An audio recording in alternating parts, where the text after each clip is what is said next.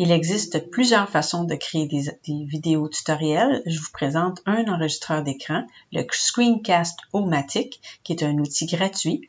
Une fois que vous avez démarré le téléchargement, vous allez enfin pouvoir débuter à créer des capsules vidéo ou à enregistrer des captures d'écran, c'est-à-dire des images de certaines portions de votre écran. Donc, l'interface se présente comme suit. Donc, si vous avez vérifié votre courriel, vous voyez maintenant deux boutons en haut ici à droite sur lesquels vous pouvez, si vous cliquez sur l'appareil photo, vous allez pouvoir faire une capture d'une portion de votre écran que vous aurez le choix d'enregistrer dans un dossier ou si vous préférez immédiatement la coller, vous pourrez faire CTRL-V. Si vous cliquez sur la caméra, vous avez des options qui s'offrent à vous. Vous pouvez enregistrer votre écran, votre webcam ou les deux. L'option d'enregistrer des capsules avec votre petite vignette qui vous présente rend les présentations un peu plus dynamiques. Alors, ça peut être conseillé. Ensuite, vous devrez choisir les paramètres concernant votre micro, concernant aussi la grandeur de l'écran. Une fois que c'est prêt et que tout est bien activé, vous allez pouvoir débuter les enregistrements en pesant sur le bouton rouge. 3, 2, 1, c'est parti, vous débutez votre enregistrement. Une fois que vous avez terminé votre démonstration, vous devez vous rendre dans le coin bas à gauche, qui est légèrement caché, moi, sur mon vidéo, et vous allez pouvoir arrêter l'enregistrement. Vous aurez le choix à ce moment-là de l'enregistrer de différentes façons, le sauvegarder comme un enregistrement sur votre poste, de le partager immédiatement ou aussi vous pouvez le publier sur YouTube. Alors maintenant, c'est ce que je vais vous présenter dans un premier temps, c'est comment vous créez un compte YouTube et surtout quels sont les paramètres qui sont recommandés quand vous faites une vidéo sur YouTube. Une fois sur YouTube, vous allez devoir vous créer un compte. Une fois que ça c'est fait, vous allez voir dans l'onglet en haut à droite, vous allez voir la petite pastille sur laquelle vous devez peser pour pouvoir voir votre chaîne YouTube.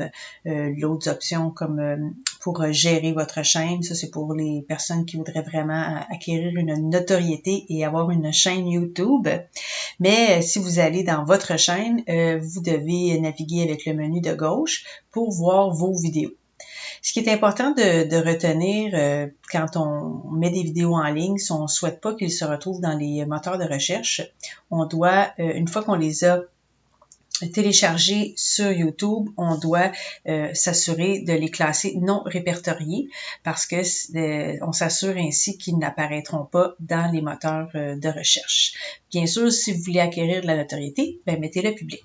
Alors, une fois que vous avez une vidéo à mettre en ligne, vous pesez sur l'onglet le petit onglet en droite, mettre en ligne vidéo, vous allez chercher votre vidéo et vous allez ensuite pouvoir le voir apparaître. Le téléchargement prend un petit peu de temps, mais une fois que ça c'est fait, vous allez avoir différentes options pour aller pouvoir télécharger une miniature. C'est ce qu'on va voir dans quelques instants.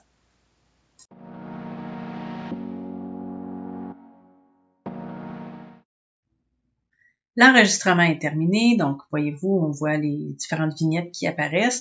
On met le titre désiré. On peut choisir une miniature qu'on souhaite qui apparaisse au début de notre vidéo.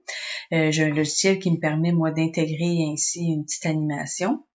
Et par la suite, c'est rendu à l'étape 3 qu'on va pouvoir choisir, finaliser comment on souhaite que notre vidéo soit publiée. On remplit les différents champs comme la limite d'âge.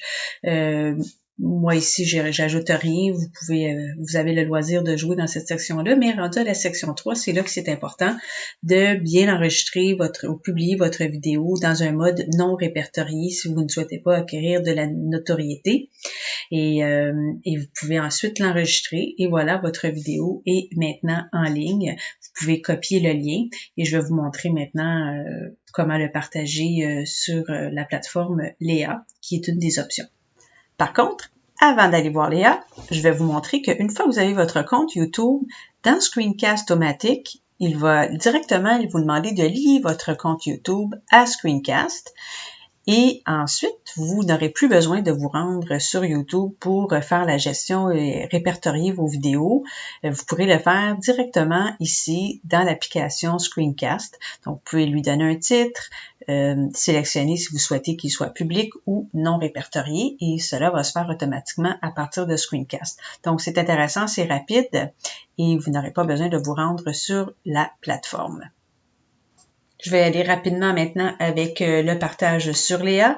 Alors, pour le partager sur Léa, vous devez faire comme si vous partagiez un document, que ce soit un document Word. Simplement, quand vous allez arriver dans le choix d'options de documents, vous allez choisir de partager un document vidéo, distribuer du contenu vidéo. Et une fois que vous aurez rempli tous les champs, bien, vous devrez coller l'URL YouTube de votre vidéo et vous pourrez même avoir l'option de le tester. Et les étudiants vont ainsi le voir un peu comme ils le font pour les documents, mais ils vont accéder à votre vidéo YouTube.